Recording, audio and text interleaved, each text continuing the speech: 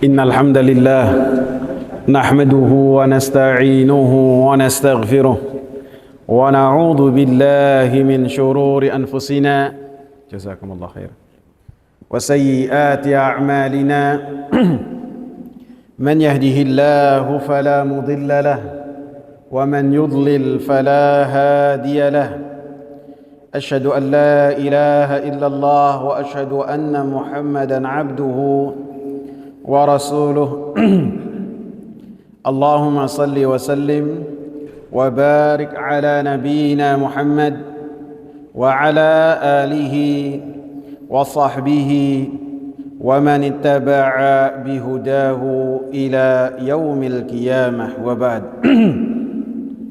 Hadirin jamaah sekalian yang saya hormati,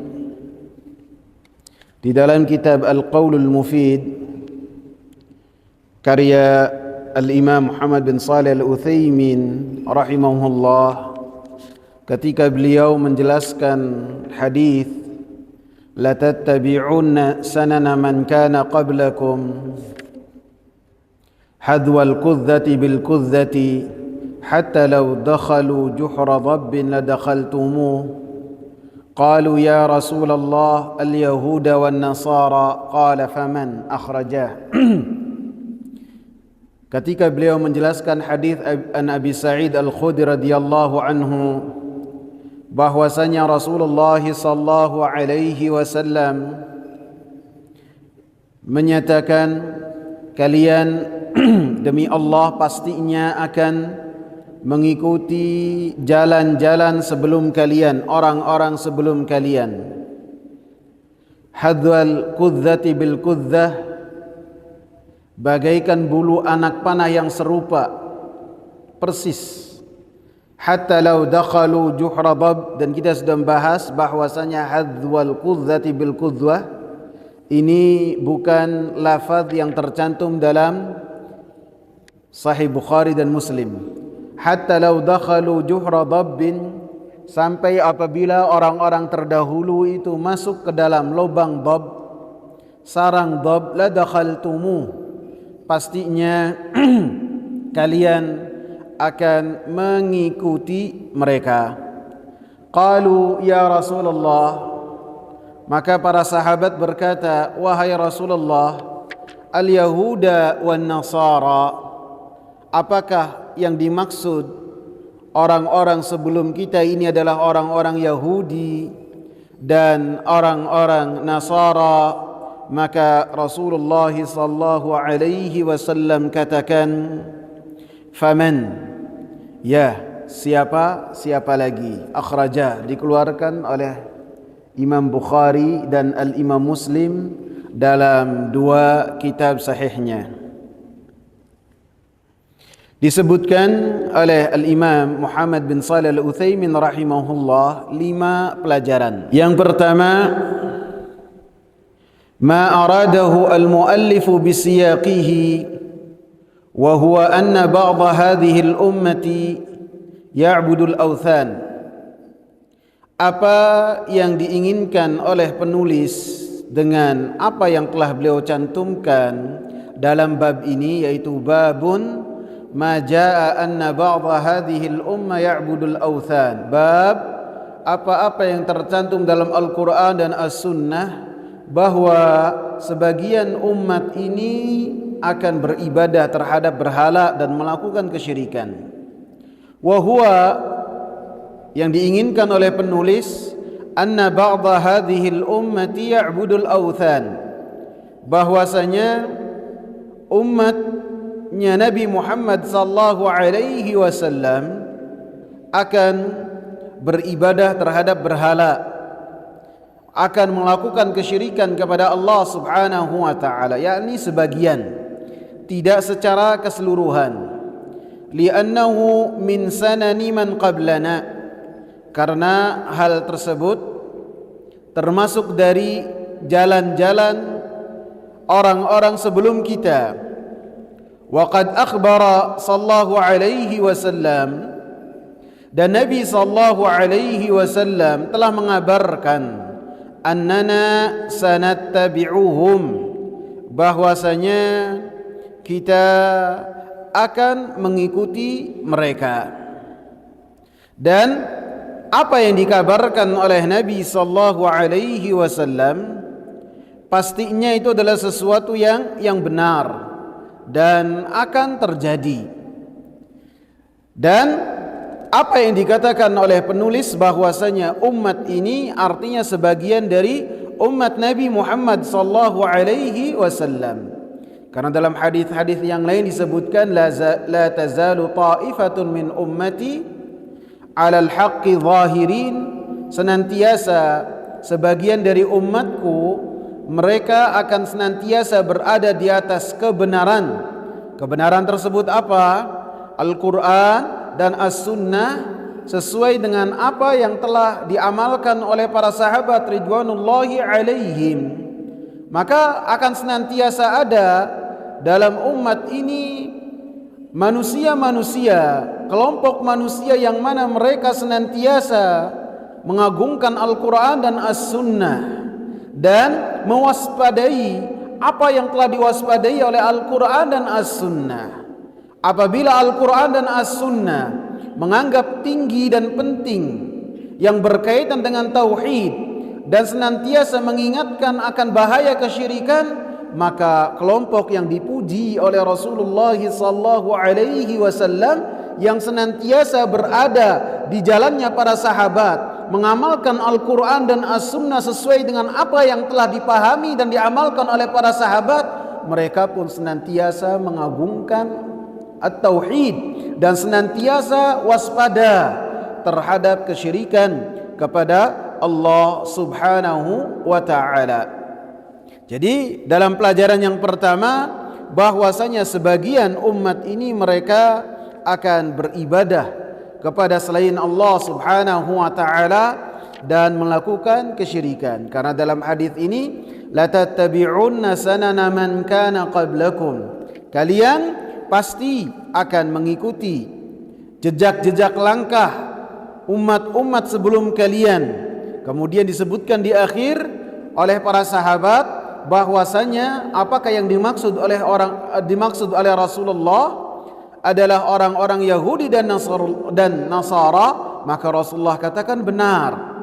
Artinya apabila orang-orang Yahudi mereka melakukan kesyirikan kepada Allah Subhanahu wa ta'ala, padahal mereka adalah manusia-manusia yang mereka telah mendapatkan kitab dari Allah Subhanahu wa ta'ala berupa Taurat dan Injil, yang kemudian dengan keberadaan Injil dan Taurat berada di tengah-tengah mereka tidak menjamin mereka selamat dari kesyirikan kepada Allah Subhanahu wa ta'ala.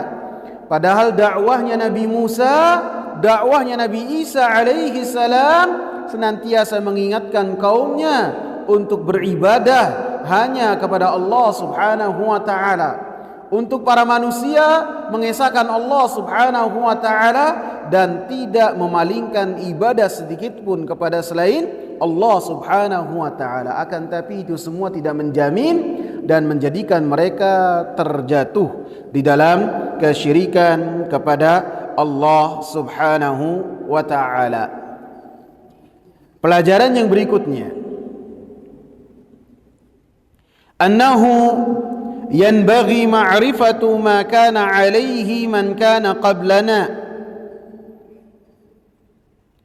bahwasanya ada keharusan bagi kita untuk mengetahui keadaan umat-umat sebelum kita, bagaimana keadaan mereka. Mimma yajibul hadaru minhu linahdharahu, dengan apa-apa yang wajib bagi kita waspada dengan apa yang telah mereka lakukan. Linahdharahu, untuk kita tidak melakukan apa yang telah mereka lakukan. Wa ghalibu dzalika, dan kebanyakan dari apa yang telah mereka lakukan, walillahil hamdu, segala puji milik Allah, maujudun fil Qur'ani was sunnah, telah tercantum dalam Al-Quran dan sunnah Nabi sallallahu alaihi wasallam. Jadi kemaksiatan-kemaksiatan yang telah dulu dilakukan oleh orang-orang sebelum umatnya Nabi Muhammad sallallahu alaihi wasallam, maka sebagian besarnya telah tercantum dalam Al-Quran dan As-Sunnah, kemudian dikabarkan oleh Rasulullah supaya kita mengambil pelajaran dari apa yang telah mereka lakukan. Kemudian apa yang mereka lakukan, maka seperti yang telah Rasulullah sallallahu alaihi wasallam katakan, la tattabi'unna, pasti sebagian dari kalian wahai umat Nabi Muhammad sallallahu alaihi wasallam akan mengikuti jejak langkah-langkah mereka. Walaupun mereka itu dalam hadis Abdullah bin Abbas ada yang mendatangi ibunya, menjimai ibunya di pinggir jalan, maka sebagian dari umat ini akan menganggap hal tersebut adalah hal yang baik dan kemudian akan melakukan hal tersebut. Sehingga disebutkan kiasan oleh Rasulullah sallallahu alaihi wasallam, hatta law dakhalu juhra dhab, apabila mereka itu masuk lubang dhab, sarangnya dhab, maka kalian akan mengikutinya. Padahal sarangnya dhab, lubangnya dhab yang ada di padang pasir ini adalah sarang yang sangat sulit sekali. Sudah masuknya sulit, begitu masuk langsung nikung ke jalan ke arah yang lain. Sehingga Rasulullah sallallahu alaihi wasallam katakan, walaupun hal yang mereka lakukan adalah sesuatu yang sangat sulit sekali, yang sangat tidak bisa diterima oleh akal-akal kalian, maka kalian akan menganggap hal tersebut sebagai hal yang biasa. Bahkan lebih dari itu, sebagian dari umatnya Nabi sallallahu alaihi wasallam mereka akan melakukan hal yang sama, akan menjiplak apa yang telah mereka lakukan, akan bangga terhadap apa yang mereka lakukan. Sebagian dari orang-orang barat ataupun orang-orang kafir yang sekarang itu berada bersama dengan kita pada saat ini, ketika mereka mengenakan baju dengan baju yang tidak pantas sehingga aurat-aurat mereka nampak, kemudian sebagian dari kaum muslimat pun dengan bangga mengikuti apa yang telah mereka lakukan, dengan bangga, bahkan dengan menyatakan bahwasanya mereka sekarang ada di dalam modernisasi, kemajuan, padahal bajunya tidak menunjukkan bahwasanya mereka ada di dalam kemajuan, seakan-akan mungkin 1000 tahun yang lalu ke belakang. Sehingga apa yang mereka lakukan pasti, kata Rasulullah sallallahu alaihi wasallam, akan dilakukan juga oleh umatnya Nabi sallallahu alaihi wasallam. Sebelumnya kita menyebutkan beberapa kemaksiatan yang mereka lakukan. Yang pertama adalah beribadah terhadap kubur, berlebih-lebihan terhadap orang-orang saleh, beribadah terhadap kubur. Dan ketika beribadah, ibadah kepada Allah ataupun kepada orang yang di dalam kubur, di sisi kubur, maka ini adalah kebiasaan orang-orang Yahudi dan orang-orang Nasara. Seperti yang dilihat oleh sebagian sahabat ketika mereka datang ke negeri Habasyah. Negeri Habasyah pada saat itu dikuasai oleh Romawi. Kemudian orang-orang Habasyah, Ethiopia, mereka beragama dengan agama Nasara. Dan sebagian kaum muslimin, para sahabat, menyaksikan dengan mata mereka sendiri apa yang dilakukan oleh orang-orang Nasara terhadap kubur-kubur di sana. Di antaranya mereka beribadah dan menjadikan kubur sebagai tempat ibadah. Jadi ini agamanya Nasara dan agamanya orang-orang Yahudi. Sehingga Rasulullah sallallahu alaihi wasallam katakan, ishtadda ghadabullahi ala qaumin ittakhadhu qubur anbiya'ihim masajid. Sungguh laknat Allah subhanahu wa ta'ala yang sangat besar terhadap kaum yang mereka menjadikan kubur-kubur nabi mereka dan orang-orang saleh di antara mereka sebagai tempat ibadah. La'natullahi 'alal yahudi wan nasara ittakhadhu qubur anbiya'ihim masajid. Sungguh laknat telah diberikan kepada orang-orang Yahudi dan orang-orang Nasara karena mereka menjadikan kubur Nabi mereka sebagai tempat ibadah kepada Allah Subhanahu wa taala. Begitu juga yang tercantum dalam hadis Aisyah radhiyallahu anha ketika Rasulullah sallallahu alaihi wasallam mendengarkan Ummu Salamah dan Ummu Habibah berkisah kepada Aisyah radhiyallahu anha tentang gereja, yang gereja tersebut bernama Maria, gereja yang sangat besar. Gereja tersebut di dalamnya ada lukisan-lukisan, ada patung-patung, dan kemudian pada saat itu Rasulullah sallallahu alaihi wasallam dalam kepayahan sakitnya langsung mengangkat kepalanya. Pada saat itu Rasulullah dalam keadaan tiduran atau rebahan. Kemudian Rasulullah sallallahu alaihi wasallam mengatakan, "Ulaiki syirarul khalqi indallah." Mereka itu adalah manusia-manusia yang paling jelek di sisi Allah Subhanahu wa taala. "Idza mata fihi ar-rajulu shalihu banau ala qabrihi masjidan." Mereka itu kata Rasulullah, apabila mereka itu ada yang mati orang saleh di antara mereka, maka mereka membangun masjid di antaranya atau menjadikan kubur tersebut sebagai tempat ibadah. Jadi ini adalah hal yang didapati oleh orang-orang Yahudi dan Nasara, dan mereka adalah ahlinya dalam bidang ini. Dan yang terdapat dalam orang-orang Yahudi dan orang-orang Nasara adalah berlebih-lebihan terhadap orang-orang saleh. Begitu juga mereka berdoa kepada selain Allah Subhanahu wa taala. Tiga hal ini yang telah kita sebut ada pada orang-orang Yahudi dan orang-orang Nasara, dan ada juga pada umatnya Nabi Muhammad sallallahu alaihi wasallam. Kalau doa sama Allah seakan-akan kurang sreg, kurang teteg.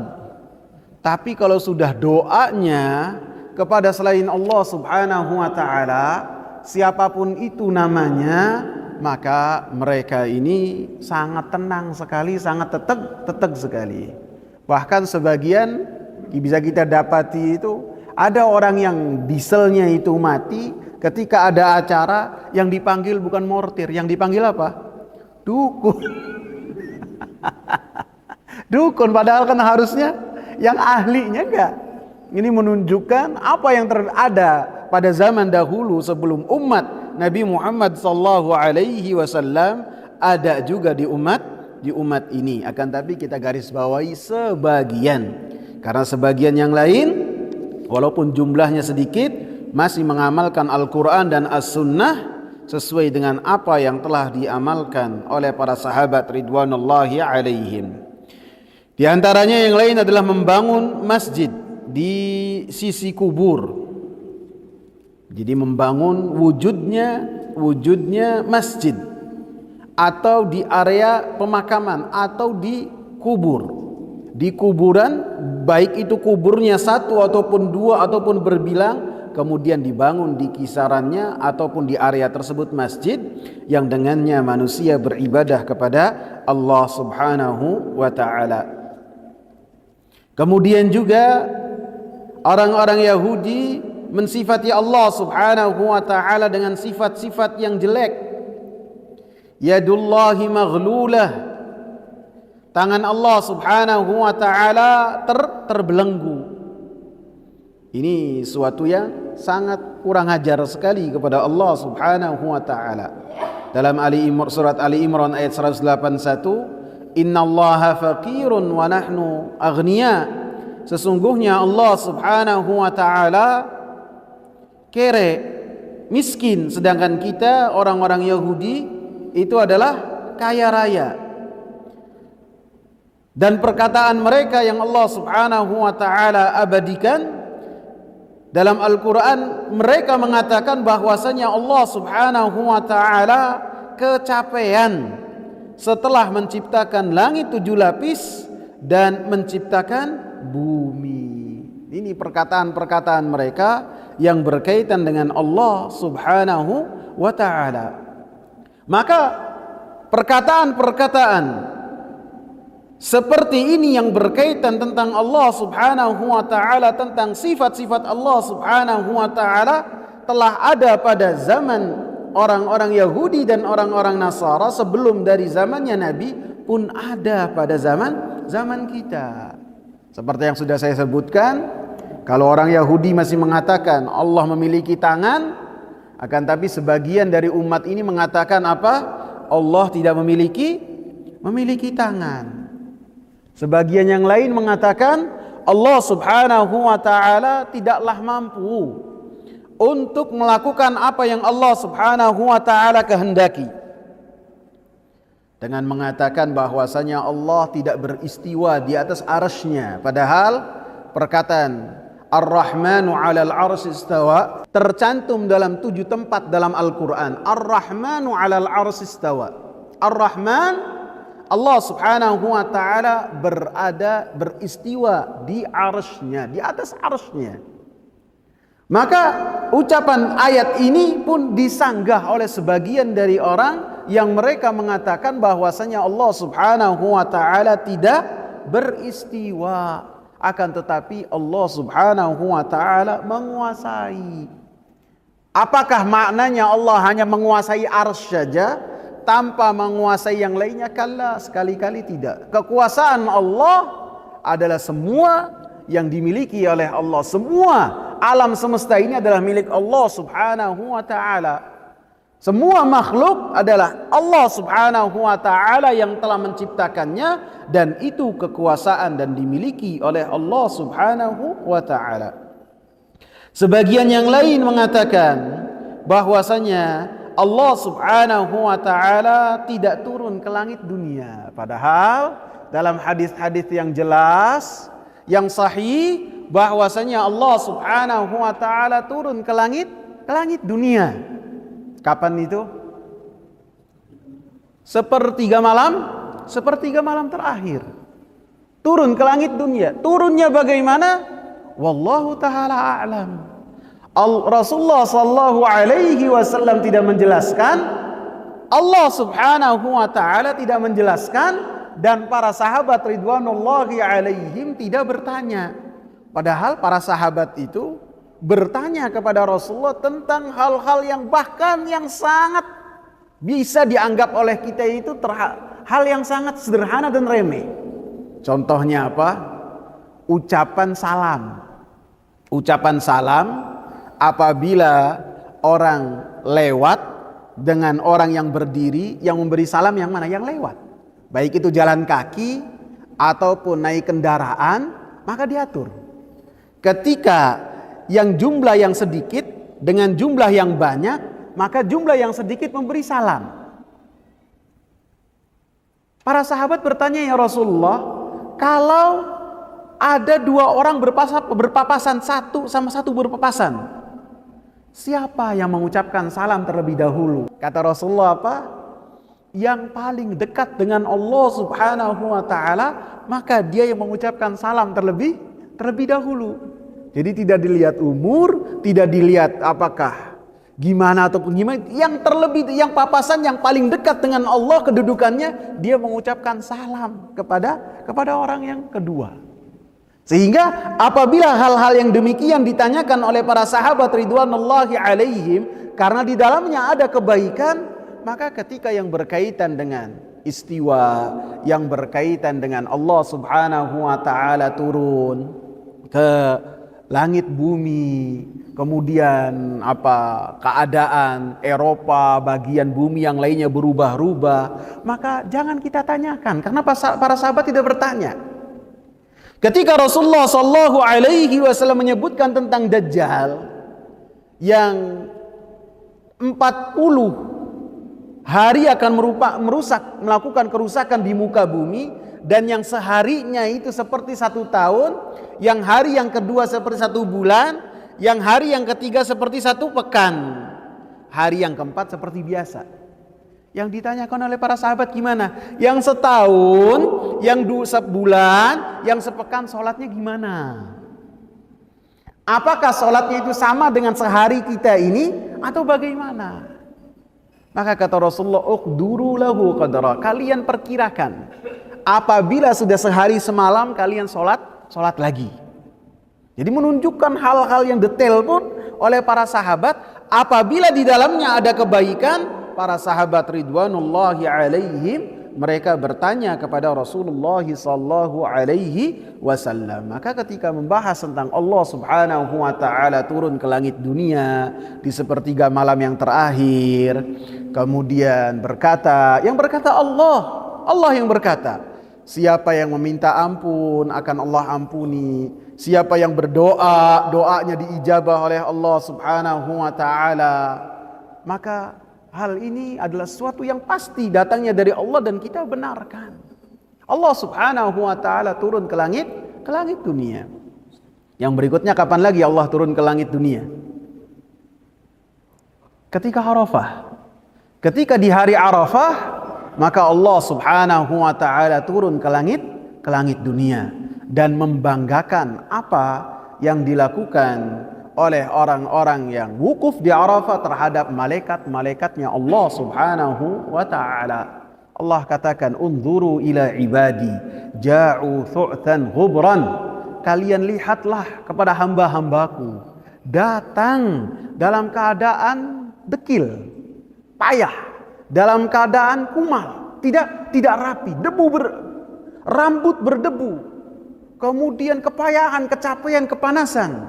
Kalian lihatlah apa yang dilakukan oleh hamba-hambaku, sehingga menunjukkan keutamaan hari Arafah.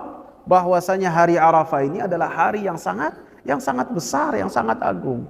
Bukan hanya untuk orang-orang yang mereka wukuf di Arafah, maka orang-orang yang tidak menunaikan wukuf di Arafah pun di waktu wukuf di Arafah mereka bisa bermunajat kepada Allah Subhanahu wa taala.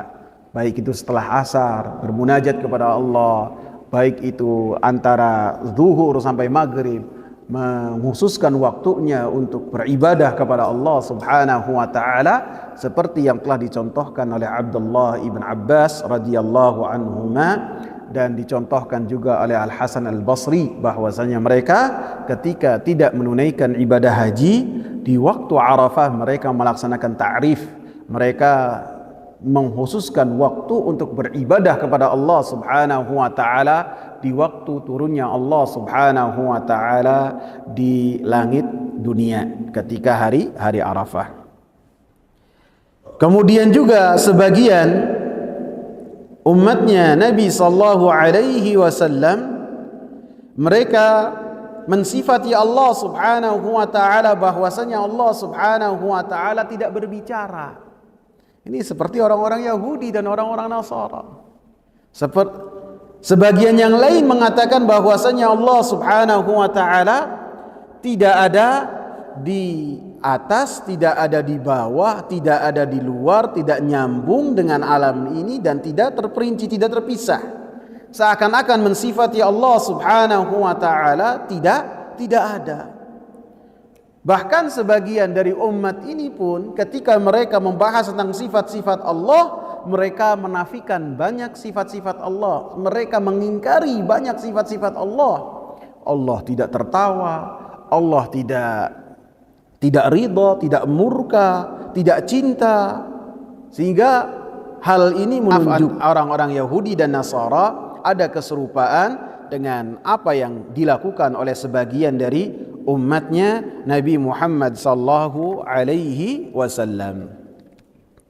Di antara umat ini ada di antara apa yang telah dilakukan oleh umat-umat terdahulu, ada yang melakukan menjadikan rahib-rahib dan ahli agama sebagai tandingan untuk Allah Subhanahu wa taala. Allah Subhanahu wa taala katakan dalam surat At-Taubah ayat 31, ittakhadhu ahbarahum wa ruhbanahum arbaban min dunillah. Mereka menjadikan orang-orang alim di antara mereka dan rahib-rahib mereka sebagai tandingan-tandingan untuk Allah Subhanahu wa taala. Artinya, atau sebelum kita sampai kepada artinya, Adi bin Hatim, salah seorang Arab dari bangsa Ta'i yang ayahnya itu dikenal sebagai orang yang sangat dermawan di kalangan orang Arab, Suatu ketika Adi ibn Hatim ini tinggal di perbatasan Syam atau tinggal di negeri Syam, akan tapi beliau orang Arab. Ketika kaum muslimin, para sahabat datang kepada kampung dari Adi ibn Hatim ini, Adi ibn Hatim menyelamatkan diri dengan istrinya, dengan anak-anaknya, kemudian lari. Kemudian pada saat itu para sahabat membawa salah seorang putri dari putrinya Hatim, jadi saudarinya Adi, dibawa. Dan berapa banyak dari kabilah Tai ke Madinah. Maka oleh Nabi SAW, karena perempuan ini adalah perempuan dari putrinya tokohnya orang Arab, dihormati oleh Nabi SAW, dihormati. Padahal terjadi pada tahun 9 Hijriah, ketika Nabi dan kaum muslimin dalam kekuatan yang sangat kuat sekali dan takuti, dihormati. Beberapa lama saudarinya Adi namanya Sufana. Berapa lama Sufana dan kaumnya itu tinggal di kota Madinah, kemudian oleh Nabi SAW dibebaskan. Kemudian Sufana begitu dibebaskan mencari adiknya. Kenapa mencari adiknya? Karena kesal, ditinggal tanpa diselamatkan. Seharusnya dia sebagai saudari diselamatkan juga, kan, tapi dia sibuk membawa keluarganya, ditinggal ketika mendapatkan kabar ada serangan. Maka begitu ketemu dengan adik saudaranya Adi, maka Sufana marah terlebih dahulu. Kemudian setelahnya Sufana menjelaskan bagaimana Muhammad yang ada di kota Madinah ini menghormati dirinya dan jamaah yang bersamanya dari kabilah Tai. Maka Adi bin Hatim yang pada saat itu beragama Nasara tercengang melihat hal tersebut. Kemudian dia melakukan perjalanan ke kota Madinah, 1000 kilo mungkin. Begitu sampai ke kota Madinah, beliau bertemu dengan Nabi SAW, dan Adi pada saat itu memakai salib, dengan salib dari perak, karena dia beragama Nasara. Kemudian pada saat itu Nabi SAW pas membaca ayat ini, ittakhadhu ahbarahum wa ruhbanahum arbaban min dunillah wal masih ibn Maryam. Mereka menjadikan orang-orang alim di antara mereka dan rahib-rahib mereka. Adi langsung ngerti karena orang Arab. Yang dimaksud adalah orang-orang Yahudi dan orang-orang Nasara, di antaranya dia. Arbaban min dunillah, tandingan untuk selain Allah Subhanahu wa ta'ala. Maka kata Adi bin Hatim, ya Rasulullah, nahnu la na'buduhum, nahnu la nasjudu lahum, wa la narka'u lahum. Ya Rasulullah, kami ini tidak sujud kepada rahib-rahib kami, tidak sujud terhadap ahli agama kami, tidak ruku, tidak sujud. Maka kata Rasulullah sallallahu alaihi wasallam, bukankah mereka menghalalkan apa yang diharamkan oleh Allah, kemudian kalian mengharamkannya, padahal tahu itu menyelisihi apa yang telah ada dari Allah Subhanahu wa ta'ala. Bukankah mereka mengharamkan apa yang dihalalkan oleh Allah Subhanahu wa ta'ala dan kalian ikuti? Maka kata Adi ibn Hatim mengatakan, na'am ya Rasulullah, iya. Maka kata Rasulullah, fatilka ibadatuhum, itulah peribadatan mereka yang Allah Subhanahu wa ta'ala maksudkan dalam surat At-Taubah ayat 31. Jadi ketika menghalalkan apa yang diharamkan oleh Allah Subhanahu wa ta'ala karena perkataan syekh, perkataan ustadz, perkataan kiai, perkataan orang-orang yang dianggap alim, padahal orang tersebut mengetahui ini menyelisihi perintah Allah dan Rasulnya, maka mau tidak mau dia serupa dengan apa yang telah terjadi pada orang-orang Yahudi dan orang-orang Nasara. Orang-orang Nasara mereka menjadikan tandingan untuk Allah Subhanahu wa ta'ala dari kalangan rahib, dari kalangan ahli agama dari sisi ini. Maka apabila orang-orang yang beriman dari umat ini ketika sampai kepadanya hadis, ketika sampai kepadanya ayat, kemudian mengatakan Ustadz Fulan melakukan hal tersebut, berarti boleh. Ini sama serupa dengan apa yang telah dilakukan oleh orang-orang Yahudi. Ketika ada larangan dari Nabi sallallahu alaihi wasallam, ketika ada larangan dari Allah Subhanahu wa taala, kemudian mengatakan Syekh Fulan memiliki pendapat demikian, maka ini serupa dengan apa yang telah dilakukan oleh orang-orang Yahudi dan orang-orang Nasara, dan kita pun melakukan keserupaan yang sama seperti yang telah Rasulullah sallallahu alaihi wasallam kabarkan, la tattabi'unna, kalian pasti akan mengikuti jejak langkah orang-orang terdahulu. Jadi sikap seorang mukmin ketika datang kepadanya perkataan Allah dan Rasulnya untuk mengatakan sami'na wa ata'na, kami tunduk dan kami patuh terhadap apa yang dibawa oleh Allah, apa yang dibawa oleh Rasulullah sallallahu alaihi wasallam, baik itu Al-Qur'an ataupun sunnah Nabi sallallahu alaihi wasallam. Tidak boleh ketika ada perintah yang jelas kemudian kita mengatakan ini menyelisihi madhab, apapun itu madhabnya, baik itu madhab Maliki, Syafi'i, Hanbali, Hanafi ataupun madhab-madhab yang lainnya. Ketika telah jelas perintah Allah dan Rasulnya, kemudian kita mengatakan ini menyelisih madhab dan kita lebih mengedepankan madhab, maka itu tidak boleh.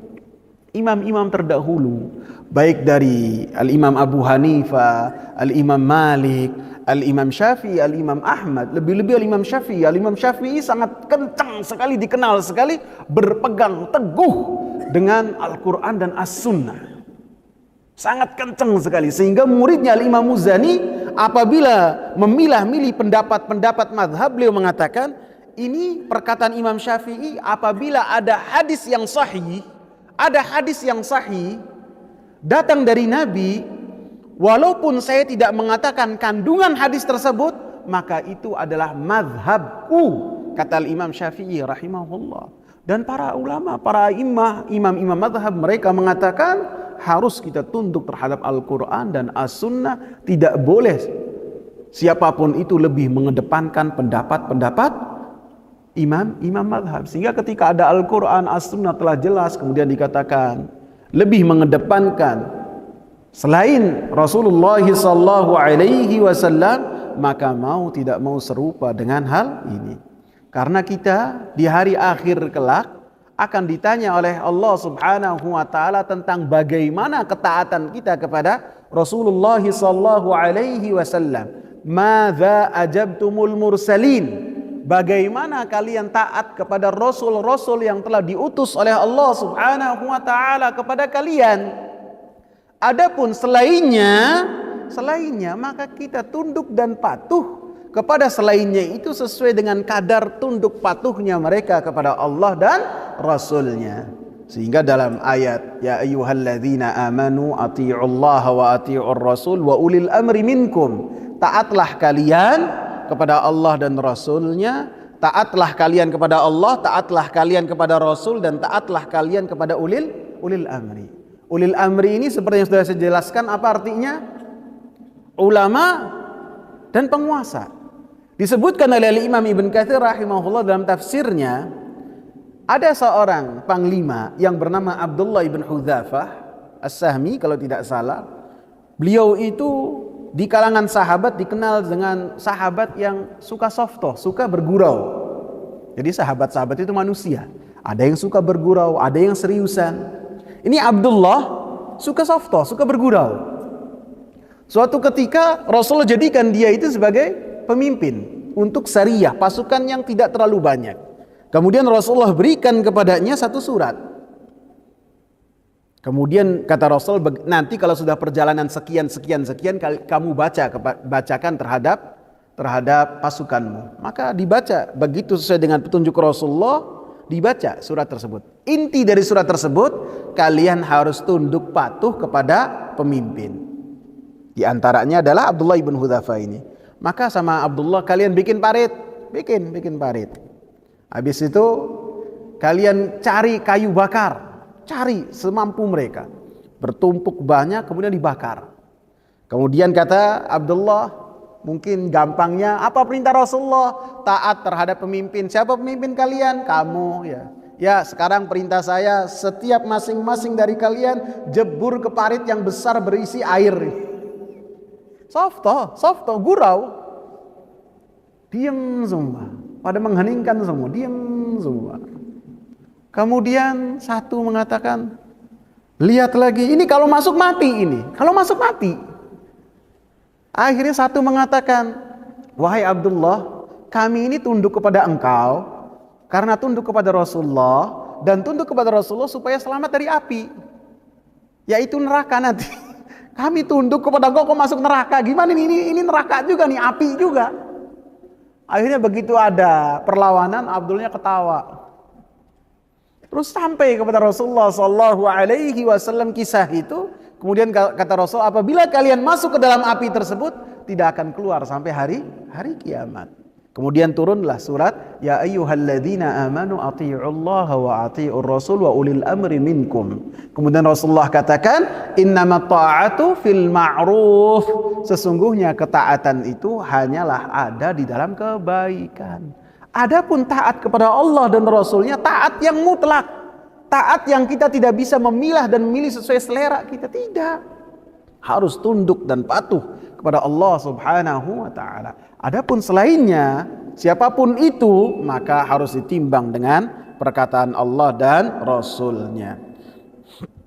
Kemudian di antara apa yang dilakukan oleh umat-umat yang terdahulu, mereka menyatakan bahwasanya orang-orang yang beriman adalah orang-orang yang sesat. Orang-orang yang beriman adalah orang-orang yang terbelakang. Kehidupannya adalah kehidupan yang tidak baik. Seperti yang dikatakan oleh Ka'ab ibn Ashraf, dan dikatakan juga oleh Huyai ibn Akhtab kepada orang-orang musyrikin yang ada di kota Mekah. Ketika orang-orang musyrikin berkata kepada orang-orang Mekah, kepada orang-orang musyrikin berkata kepada dua pentolan orang Yahudi ini, bagaimana penilaian kalian terhadap orang-orang yang tinggal di kota Madinah sekarang? Maka mereka sok bijak dengan mengatakan, coba sifati apa yang mereka lakukan dan apa yang kalian lakukan. Maka orang-orang musyrikin mengagungkan diri mereka dan menilai jelek orang-orang yang bersama dengan Nabi Muhammad sallallahu alaihi wasallam. Kemudian Huyai bin Akhtab dan Ka'ab bin Ashraf mengatakan, kalian lebih baik daripada pengikutnya Muhammad. Sehingga Allah abadikan perkataan ini. Wa yaquluna lilladzina kafaru haula'i ahda minal ladzina amanu sabila. Dan mereka berkata kepada orang-orang kafir, bahwasanya orang-orang kafir cara hidupnya itu lebih baik daripada orang-orang yang beriman. Sehingga apabila ini dilakukan oleh orang-orang Yahudi dan orang-orang Nasara, maka akan ada juga dari umat ini yang mengatakan bahwasanya gaya hidup orang-orang yang beriman, ibadahnya, pakaiannya, rutinitasnya adalah menunjukkan bahwasanya mereka terbelakang. Mereka tidak menjadi orang-orang yang maju. Coba lihat orang-orang kafir yang ada di barat, mereka sangat maju. Mereka modern hidupnya. Maka kita katakan beda antara orang-orang Nasara yang di barat dengan agama yang dibawa oleh Nabi Muhammad sallallahu alaihi wasallam. Orang-orang yang ada di Eropa, mereka sangat dikekang sekali oleh gereja, sehingga gereja memerangi ilmu pengetahuan yang mereka banggakan. Sehingga penemu-penemu ataupun orang-orang yang dianggap sebagai ilmuwan sama gereja dimusuhi, bahkan dibunuh. Oleh Islam tidak. Islam, ayat yang pertama kali turun kepada Nabi Muhammad sallallahu alaihi wasallam adalah Iqra, bacalah. Sehingga semakin kita belajar, semakin memiliki kedudukan yang tinggi di sisi Allah Subhanahu wa taala. Sehingga ketika sebagian orang-orang mengikuti dengan apa yang ada di benak orang-orang Yahudi dan Nasara, bahwasanya mengatakan umat Islam ini adalah terbelakang dan umat Islam ini jauh dari kehidupan yang layak, maka kita katakan ini telah terjadi pada orang-orang Yahudi ketika mereka berkata kepada orang-orang musyrikin Quraisy, dan ini pun akan terjadi dalam umat ini yang telah mengucapkan kalimat la ilaha illallah Muhammad Rasulullah, dan sebagian dari mereka salat mengatakan bahwasanya aktivitas ruku sujud tidak bermanfaat sama sekali. Dan banyak yang dilakukan oleh orang-orang Yahudi dan Nasara yang pastinya sebagian dari umat ini akan melakukan hal yang sama. Kemudian dikatakan oleh Imam Muhammad bin Shalih Al-Utsaimin rahimahullah, wa yustafadu aidan min fahwal kalam at-tahdhiru min mutaba'ati man qablana fi ma'siyatillah. Dan diambil pelajaran juga dari perkataan Nabi sallallahu alaihi wasallam bahwasanya Nabi sallallahu alaihi wasallam memberikan peringatan jangan sampai kita mengikuti umat terdahulu dalam bermaksiat kepada Allah Subhanahu wa taala. Jadi apa yang dikabarkan oleh Nabi sallallahu alaihi wasallam bukan menjadi pembenaran bahwasanya hal tersebut akan terjadi dan boleh dilakukan, tidak. Akan tetapi yang dikabarkan oleh Nabi sallallahu alaihi wasallam akan terjadi dan pasti terjadi, akan tapi supaya kita waspada menjadi orang-orang yang selamat dan tidak mengikuti jejak langkah orang-orang terdahulu dalam bermaksiat kepada Allah Subhanahu wa taala. Yang keempat, isti'zamu hadzal amri 'inda sahabah. Para sahabat ridwanullahi alaihim menganggap hal ini adalah hal yang besar. Liqaulihim al-yahudu wan nasara, karena perkataan mereka, apakah yang dimaksud oleh Nabi dalam umat-umat terdahulu adalah orang-orang Yahudi dan Nasara. Fa innal istifhama lil isti'zam, karena pertanyaan menunjukkan bahwasanya mereka menganggap besar hal tersebut. Artinya para sahabat ridwanullahi alaihim menganggap hal tersebut adalah suatu hal yang sangat besar. Karena bagaimana tidak besar apabila umatnya Nabi Muhammad sallallahu alaihi wasallam mengikuti jejak langkah umat-umat terdahulu yang mana mereka disifati oleh Allah Subhanahu wa taala dalam surat Al-Fatihah sebagai yang al-maghdub, yang dimurkai, ad-dhalin, yang tersesat, dan sampai kepada kita hidayah dari Allah Subhanahu wa taala masih melakukan apa yang mereka lakukan. Maka para sahabat ridwanullahi alaihim menganggap hal tersebut adalah sesuatu yang sangat besar sekali. Yang kelima, annahu kullama tala al-ahdu bainal insani wa bainar risalah, sesungguh bahwasanya setiap apabila zaman itu berlalu dengan waktu yang lama antara seseorang dengan waktu kerasulan, fa innahu yakunu ab'ada minal haqq, maka orang tersebut akan lebih jauh dari kebenaran. Li'annahu akhbara an mustaqbalin wa lam yukhbir anil hadir, karena Nabi sallallahu alaihi wasallam mengabarkan apa yang akan terjadi di masa datang. Dan Nabi sallallahu alaihi wasallam tidak mengabarkan bahwa hal ini akan terjadi pada sahabat Abu Bakar, Umar dan sahabat-sahabat yang lainnya, tidak. Akan tapi yang dikabarkan oleh Nabi sallallahu alaihi wasallam adalah umat-umat yang generasi-generasi yang akan datang setelah zamannya para sahabat ridwanullahi alaihim. Wali anna min sanani man qablana, karena termasuk dari jalan-jalan sebelum kita, annahu lamma tala alaihimul amad, ketika waktu itu berjalan dengan waktu yang sangat jauh sekali antara kerasulan kenabian dan umat mereka, qasat qulubuhum, maka hati-hati mereka pun menjadi hati-hati yang beku, jauh dari hidayahnya Allah Subhanahu wa ta'ala.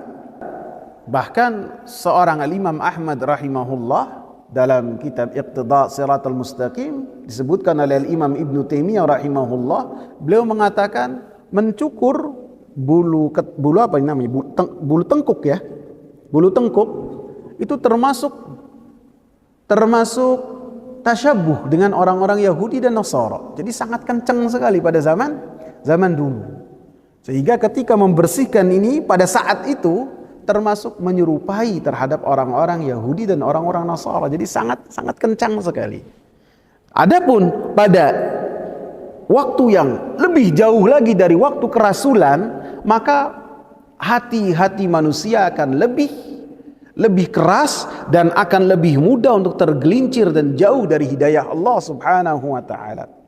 Kemudian beliau membawakan surat Al-Hadid ayat 16.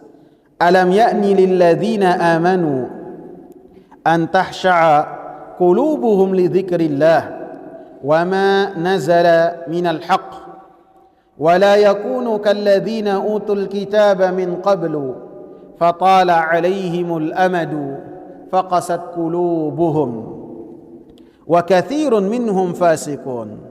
Bukankah telah tiba waktu untuk orang-orang yang beriman an tahsha'a qulubuhum li dzikrillahi wa ma nazala minal haqq, supaya hati-hati mereka itu menjadi hati-hati yang khusyuk, hati-hati yang lembut, hati-hati yang tunduk patuh, hati-hati yang taat li dzikrillah, terhadap peringatan Allah Subhanahu wa taala, ketika diberikan nasihat, ketika mendengarkan Al-Qur'an, wa ma nazala minal haqq, terhadap apa yang Allah Subhanahu wa taala turunkan dari kebenaran, mendengarkan, membacanya, mentaati dan mengamalkan perintahnya dan menjauh larangan-larangannya.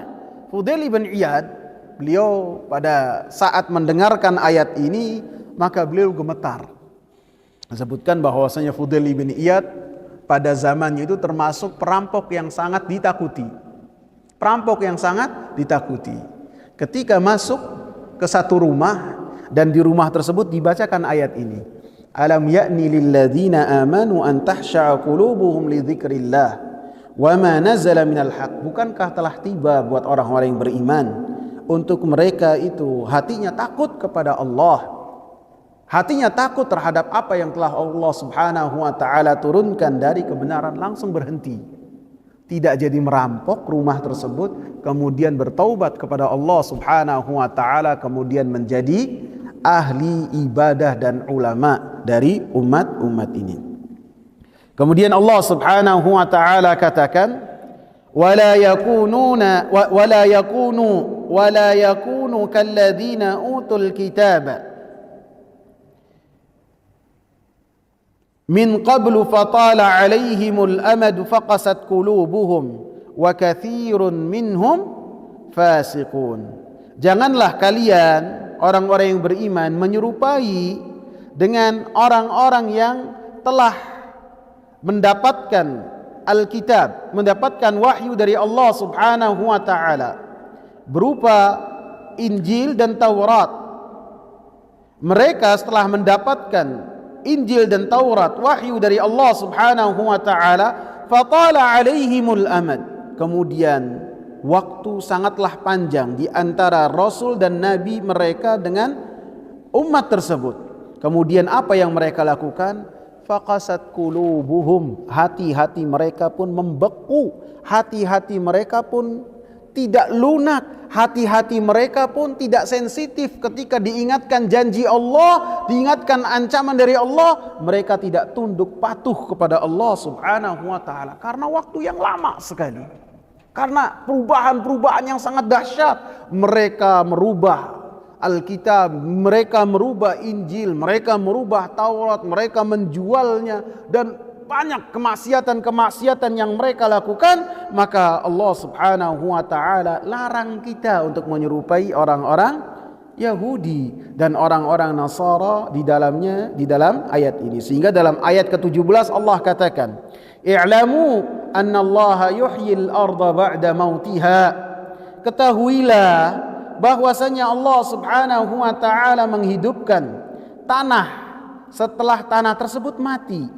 Di dalam ayat ini, ayat ke-16, Allah berikan isyarat yang sangat jelas bahwasanya Allah Subhanahu wa taala itu mampu menghidupkan hati-hati manusia setelah hati-hati tersebut kaku dan keras.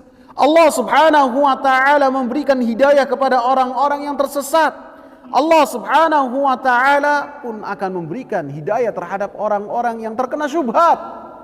Sebagaimana Allah Subhanahu wa ta'ala menghidupkan tanah yang telah mati, tanah kering, tanah yang telah hancur dengan hujan yang rintik-rintik, hujan yang deras, maka Allah Subhanahu wa ta'ala memberikan hidayah kepada hati hamba-hambanya. Jadi dalam ayat ini dijelaskan bahwasanya ketika seorang berzikir jauh dari risalah risalah seorang nabi, maka hati orang tersebut akan kaku dan hati tersebut tidak akan lembut dari berzikir kepada Allah Subhanahu wa ta'ala. Sehingga peringatan buat kita untuk senantiasa menjaga keimanan kita. Kata Rasulullah sallallahu alaihi wasallam, innal imana la yakhlaqu kama yakhlaqu thawbu.